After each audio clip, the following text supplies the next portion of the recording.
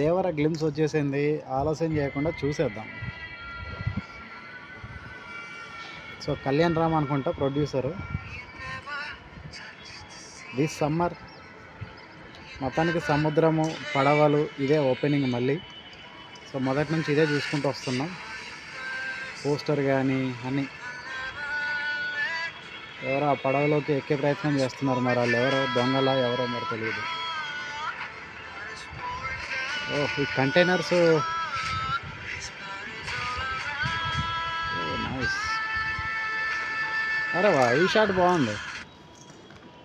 సముద్రంలోకి కొంతమంది మునిగిపోయారు, వాళ్ళ ప్లేసులో ఆయుధాలు వచ్చాయి బయటికి. ఆ షాట్ బాగుంది.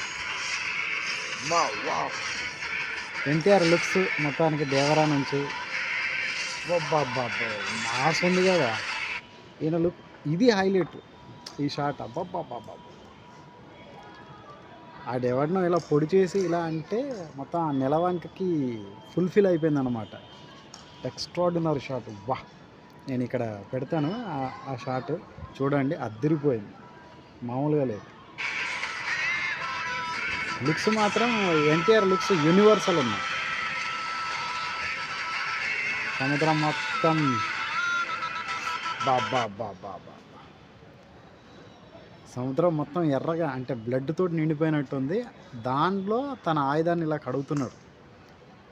ఇంకా డైరెక్టర్ చెప్పకనే చెప్పిండు, మీ ఊహకే వదిలేస్తున్నా అని. అంటే వైలెన్స్ ఏ రేంజ్లో ఉండబోతుందో మనకు ఆ ఒక్క షాట్ దాంతో చెప్పేసిండు. కొరటాల మామూలు కసి మీద లేడు పాపం కొరటాల శివ గారు. ఎందుకంటే ఆచార్య ఇంత డిజాస్టరో మన అందరికీ తెలుసు. సో కొరటాల నుంచి అది ఎక్స్పెక్ట్ చేయలేదు మనం.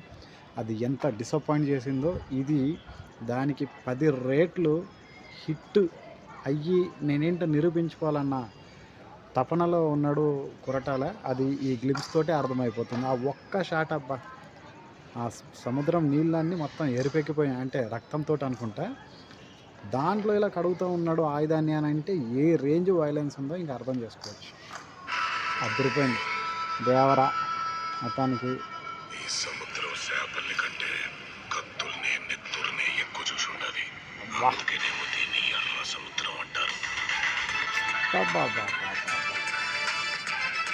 ఎన్టీఆర్ చాలా సీరియస్ లుక్స్ ఉన్నాయి అబ్బా, మామూలుగా లేదు. చాలా ఇంటెన్సిటీ ఉంది ఆయన లుక్స్. యూనివర్సల్ గెటప్పే ఉంది. ఏ లాంగ్వేజ్ వాళ్ళకైనా కానీ ఆ గెటప్, ఇది మా వాళ్ళది కాదు, ఇది మీ వాళ్ళది, ఇది సౌత్ వాళ్ళది, ఇది నార్త్ వాళ్ళది, ఇట్లాంటి తేడాలు ఏం లేకుండా యూనివర్సల్ గెటప్లో ఉన్నాడు ఎన్టీఆర్. అయితే ఆయన లుక్స్ చూస్తుంటే మాత్రం బీభత్సంగా ఉంది. ఎంత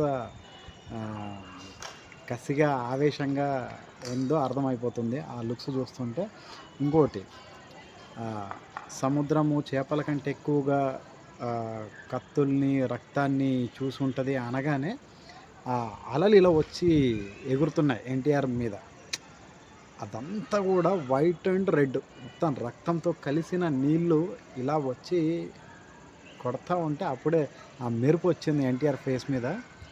నెక్స్ట్ లెవెల్ ఆ షాట్ మాత్రం అద్దిరిపోయింది. 2-3 షాట్లు హైలైట్. తన డైరెక్షన్ ఏందో, తన కసి ఏందో చూపించుకోబోతున్నాడు. అట్లనే అనిరుద్ మ్యూజిక్ బాగుంది, ఎన్టీఆర్ ఆ లుక్స్ బాగున్నాయి, పొడిచిన విధానం అన్నీ బాగున్నాయి. ఫైట్స్ వేరే రేంజ్ ఉంటుందని మనకి ఆల్రెడీ చెప్పుకున్నాం కదా. సో ఇది ఈ గ్లిమ్స్లో. సో దేవర పార్ట్ 1 ఇది. సో పార్ట్ 2 కూడా ఉంటుంది, అర్థమైపోతుంది.